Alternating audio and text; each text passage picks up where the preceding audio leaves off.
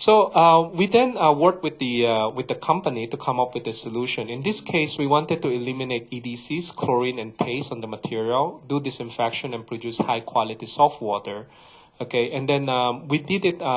We did a 2 years study with the help from ITS as well as with the company. So we are able to demonstrate, okay, in different type of water matrix, we can in fact remove all of these EDC materials. Okay, we can actually mineralize it and get it into very well form. And then simultaneously, because this is an ITF product, we have to come up with a real prototype that can be commercialized. Okay, because there's two companies that are sponsoring us. One is an appliance company, so we come up with an appliance prototype. And then for the other company, which is a large-scale company, which is Veolia Waters, we come up with a scale-up model for them. Like, for example, we did a scale-up study. Like, for example, 50 of these type modules is sufficient to supply all the Hong Kong water need, okay, to get it into the standard that you don't have any of this chemical present, okay, in the materials. So this is just a project that we just finished. So it's a very interesting topic because it do have a long-term impact because a lot of this EDC actually affect the young people more, okay, especially child, okay, they are much more susceptible to these materials. The other one that we would talk about is resource recovery, okay, this is about nanosorbent. Precious metal recovery. Okay, when I started this project, it's funny because when I was designing this nanoadsorbent, I was trying to demonstrate it for very systems that are very difficult to separate because in terms of science, that is the important part. But then nobody's interested. Why do you want to separate copper from nickel? Okay, why do you want to do that? So finally, I said, okay, I have to change my tack. Okay, how about separating gold from copper? Now that get people's attention, correct? So the study that we did is to do platinum, palladium, gold, and silver. Okay, but those are easy for us. It's easy. Okay, we were then connected with the African mining company. They were very interested because the African government is pushing the industry to move from the cyanide process, okay, to a Wooler process, which is a chlorine process.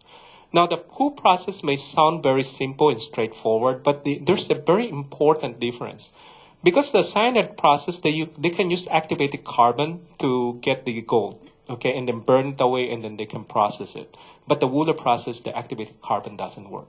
So they were very interested. They worked with us, and then we helped them develop an adsorbent, okay, that can recover gold, okay, from the solution with a mixture of all the base metal. So you put it in, it will only absorb the gold, okay, and then you can then wash it with acid, and you get about 90% of gold back, okay, 98% purity gold back, okay, and then we even work with them so that they can first separate the platinum and palladium, because they told us for their mining, for the processing step, the most expensive part is actually to remove the platinum and palladium, okay, from the gold, because those melt at very high temperature. So this process allows us to remove it first, and then later on remove the gold. So they were very happy about these results. Okay, so I'm stopping here. Okay, with no conclusion. I do other research in energy, and I hope this is a conversation. Okay, so thank you.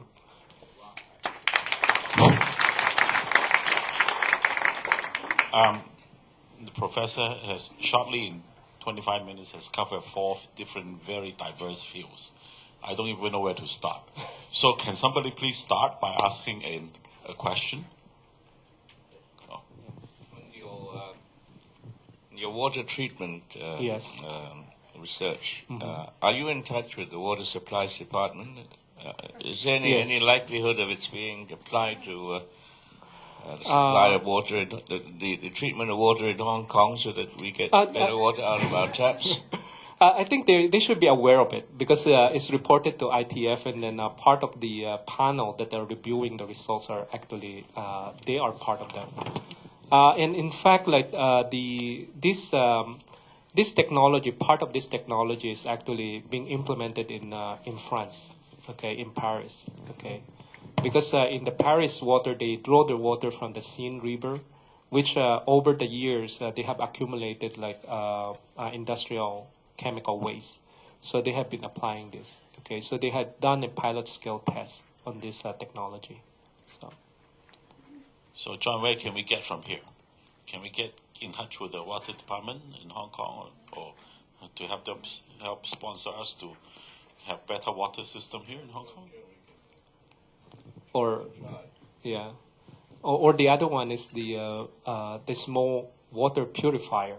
Okay, so that is a small system. That one, I think, for Hong Kong is a much more big business opportunity because like you can sell it. It's a product. So do you mean we can get a commercial company to come up with this filter system and put in home? Oh, yeah, it's home? small. It's like we already make a prototype. This is a prototype system. Okay. Oh, Peter. Thank you, Professor Yeung, for a very informative, innovative talk. Maybe I'm a medical guy, so regarding your first Yes. topic, the coating. Yes. You didn't mention any biochemical structure of the material. I don't know. Maybe I missed it. Yeah. So is that actual antibiotic type of material? Because we try when we did the screening for the biocide, we actually avoided some of the chemicals that are actually targeting the metabolic pathway because most of the bacteria can find their way around that. So what we did is like we look at only chemical that actually oxidizes. It's an oxidizing chemicals. It's an oxidizing biocide. So basically what it does is it damages the external outer wall of the microorganism. So it becomes multi-spectrum. So it's not dependent on the species. Yeah. So it can kill bacteria, virus and spores. And spores. And proteins. spores. Yeah. Okay. Okay. But you do have a biochemical structure of the, like, whether it's a pharmaceutical product or just No. a non-pharmaceutical it's product. a non-pharmaceutical product. We avoided pharmaceutical because of the fact that number one, it's too expensive, usually. Okay. Secondly, if it is pharmaceutical, tend to be metabolic. Okay, and then the bacteria can circumvent that. Okay, through selection process. Yeah. On the second topic, Yes. the painless needle. Yeah. I don't know, but by the way, in this year's flu vaccine, Yes. we're getting a painless preparation by I think it's Sanofi, and Yeah. it costs twice as expensive. Yeah. And I'm ordering that for all my patients in the clinic because they don't want pain. So they say it's like you just feel a scratch. So it's a painless needle. I don't know if it's the same. I think that they do a topical analgesic application right on the needle, so that you have a topical. So you don't feel any Yeah, pain. you don't feel it in the. Yeah. Okay. Thank you, Professor. Thank you. Any other questions? Yes, thank you very much, Professor, for a very interesting talk. We make zippers.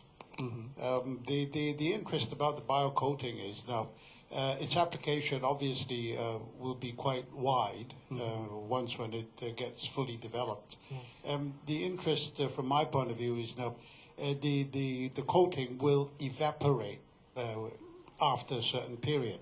And the evaporation process, will that produce anything to sort of pollute the environment? We did because like this is one of the issue that we were quite concerned about, because part of the study that we did in the King-Lun hospital and also in the Queen Elizabeth ICU hospital is to number one, to look at the environmental level of these materials. So they are below the detection limit. Okay. We also in the ICU ward, we also monitor the neutrophil level of the patients because we were concerned, like if we are injecting, if we are releasing something into the environment, will it have any allergenic effect from the patient point of view? So they did that, okay, because that is the first thing that they did before they allow us to go into the ICU.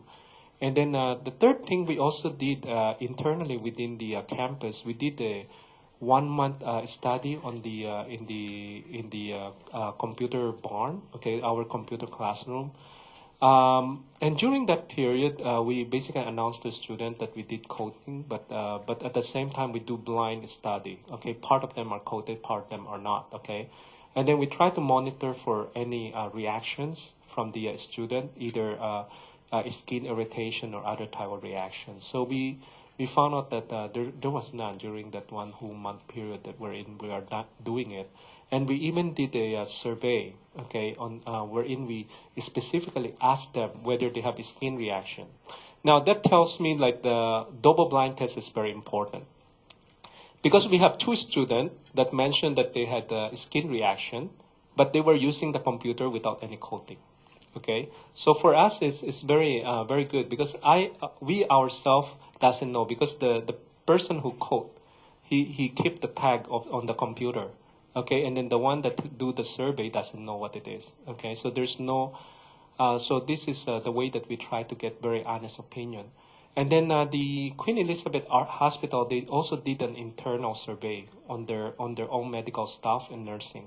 Okay, to find out about, number one, whether the medical item coated with this material will have a different feel from the one that is uncoated.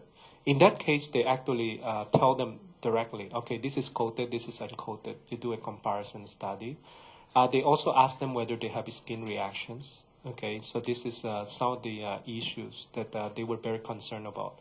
So actually working with people that are actually in the field educate us a lot, because like there are many things that if you are doing it in the lab, you will not think about it. Okay. But once you go deal with the doctors, patient is the number one concern that they had. So they wanted to make sure, okay, whatever product that you bring, the first thing that it should do, like, is not to do any harm, okay. So that was what our experience with them, okay. So. Thank you. I asked because obviously it has a lot of very good commercial applications, and we're just looking forward to when this product could be on the market. We do have the formulation. We are now gearing up for a production. One of the things that we were planning is like for this December to give some Christmas gift to the hospital, because they have been helping us a lot, okay? And then the nurses and the medical doctor will keep on bugging us, when can we have it, you know? So I say, okay, so this December we kind of hunker down, and then we'll start some production from the lab, you know, just as a gesture of thanks to them, you know, so. Thank you. Thank you.